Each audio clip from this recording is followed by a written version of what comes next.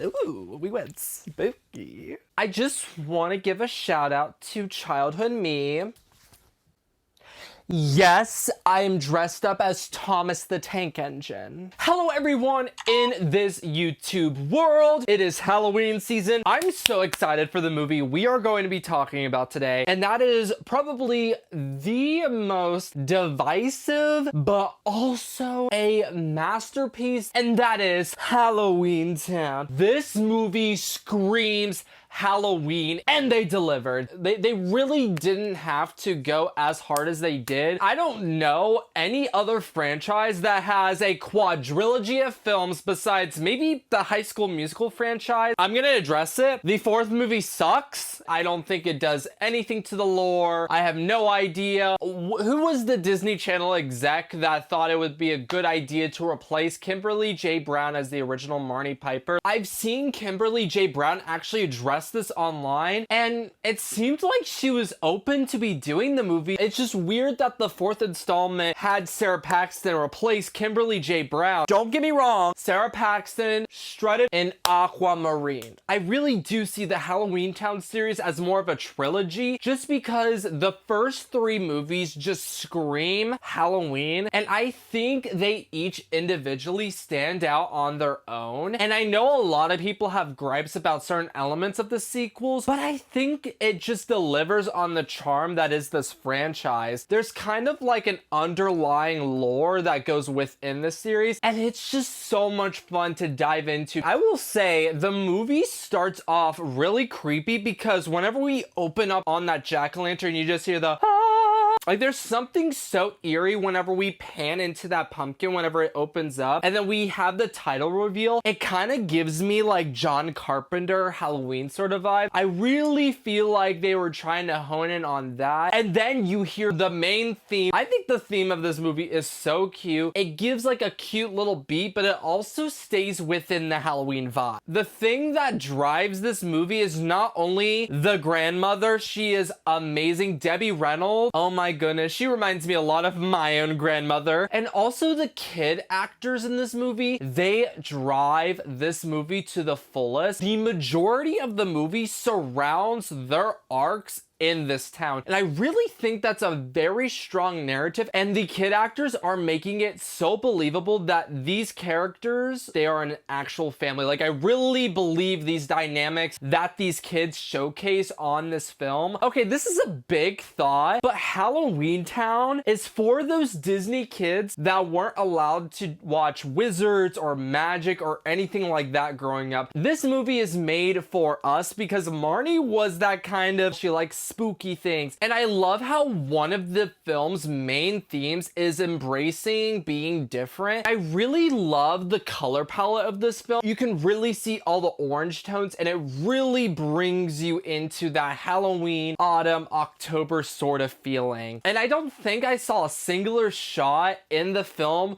where orange wasn't prominent or in the color palette. The grandma passes the vibe check. Her entrance was iconic. I need to find myself a suitcase that just drives behind me. One thing that makes this movie really timeless is the way it really shows a child's imagination land. I think it's really cool because it essentially feeds on a lot of lore and stuff we're kind of familiar with Halloween, but it takes it to an extreme where it feels like you're living in this fever dream. And I really think that's what makes this movie so timeless, because Halloweentown is essentially just another world, but it's also a world that we kind of feel familiar with because it touches base on familiar themes and ideas and images that we've seen associated with Halloween. One of the moments that made me laugh out loud, even as an adult, it's when literally the grandma promised the mom, okay, I'm not gonna tell the kids about home, and then she went ahead and read them a book about Halloweentown, which, do they sell that book? Because I would love a copy of the Halloweentown storybook. I was such a scaredy cat about Halloween, but this movie kind of helped me face a lot of things that I saw that were creepy associated with the holiday, but now I've grown to embrace it because I feel like Halloween is more so embracing about being different and expressing yourself in a way you haven't been able to express yourself before. I love how they have an explanation sort of about their magic, how if they don't start their training, then their powers are going to evaporate forever. And I think that's a really interesting interesting plot point. The mother is trying to keep the children away from Halloween, away from all the magic. She doesn't really want to bring up a lot of her past, so she is living in the mortal world with her kid. And the little brother is such a I love the little things this world introduces to us that just make it so much more charming. Even though this is a made-for-TV movie, the costumes and makeup and just the entire production design is phenomenal. I don't know what the budget was for this film, but they definitely used it very well. And I don't know why, but I feel like this is just a theory I have with rewatching this movie. I feel like Sophie is the most powerful Cromwell witch because she is the first one who's able to fully exemplify her powers like Marnie and Dylan can't. I mean, they did mention that Marnie showed signs of having powers, but literally Sophie sets her mind to something, she can make it happen. Magic just comes really simple to her. Do you think Sophie is the most powerful Cromwell witch? Or who do you think is the most powerful Cromwell witch? Please let me know down in the comments below. I think if we were gonna go back and like actually look at it, I would feel like Aggie Cromwell, the grandmother, I feel like she would be the most powerful, but I could see Sophie sort of being that next generation Aggie Cromwell. Another thing, she was able to open the gate of their grandmom's mansion. This place is cute. Mom's got a cute Victorian mansion up in the hills of Halloweentown? You're telling me that's not a where you lead, I will follow anywhere that you tell me to. Gilmore Girls. Phenomenal. Marnie is just popping off on her mother, and I don't know that many parents who would let their child talk to them like that, especially in a public setting, because she is just going non-stop, just offending her mom and her family, and it's like, oh my goodness. And I feel like another interesting thing to know about this movie is the fact that it actually made me scared as a kid. There were some moments in this film that I just could not bear to see because it just created such an unnerving feeling. It was so scary. They really were kind of cutting it close with this movie with some of the scary elements. For an example, there was the scene in the movie theater where literally the scarecrow comes out and he's like, "Ah! I am the most powerful sorcerer of Halloweentown, and I will be the ruler of this dimension and the mortal world, and da da da da da da da." Okay, Scarecrow. He comes out of this like vortex. Spider-Man pew, Spider-Man pew, Spider-Man pew. And he knocks the mother and the grandmother out cold. And the grandmom's like, "Don't worry, it's just a spell that freezes us. Go!"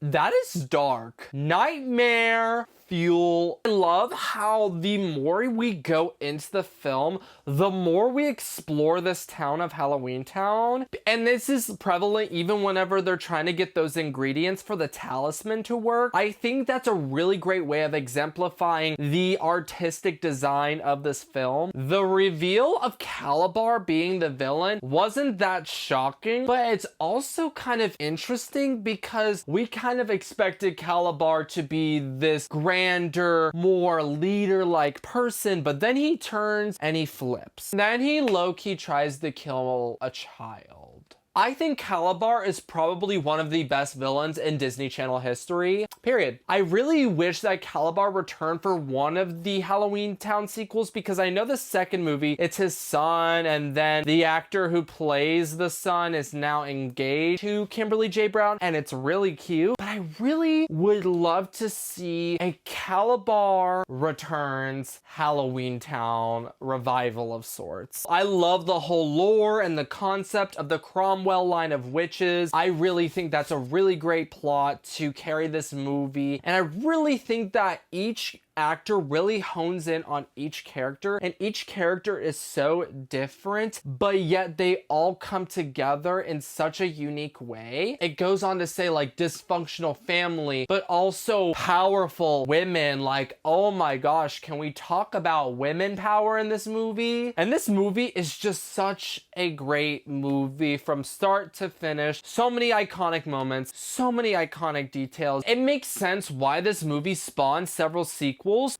but I kind of wish they would have taken the whole concept of Halloweentown and Marnie's journey and put it into a short limited series. I really think that the lore, the whole entire continuity of the Halloweentown franchise could warrant a limited series. I think it would be an amazing property to tackle, and I'm kind of surprised that it never picked up for a Disney Channel original series, because there's so many chances they could have taken to take. Could have seen so many different dynamics with each sibling, you know, navigating life in the mortal world and Halloweentown. And I'm sort of surprised Disney Plus hasn't hopped on a Halloweentown revival. In fact, it would be cool if they did like a limited series and we had the villains from the first 3 movies come back. What if like Marnie has a kid? The kid wants nothing to do with Halloween or Halloweentown. He thinks the holiday is boring and he's just not about Halloween at all, but his mom is trying to get him involved with witchcraft and wizardry, but he is just not having it. But his mom really needs him because the villains from the first 3 Halloweentown movies are back in town and they're ready to give some mischief. I think that would be really cool. Of course, we would be without the late Debbie Reynolds, who did play the grandmother for all 4 Halloweentown movies. I think she really left a mark on Disney Channel and Halloween, especially with this movie. She is an amazing actress, and I'm so happy like her legacy will be honored with Halloweentown. I just feel like Halloweentown is such an interesting property, and I feel like it's warranted for a revival. I think that's all I have to say about the first Halloweentown movie. My name's Tyler Whitehead, and you're watching my YouTube channel.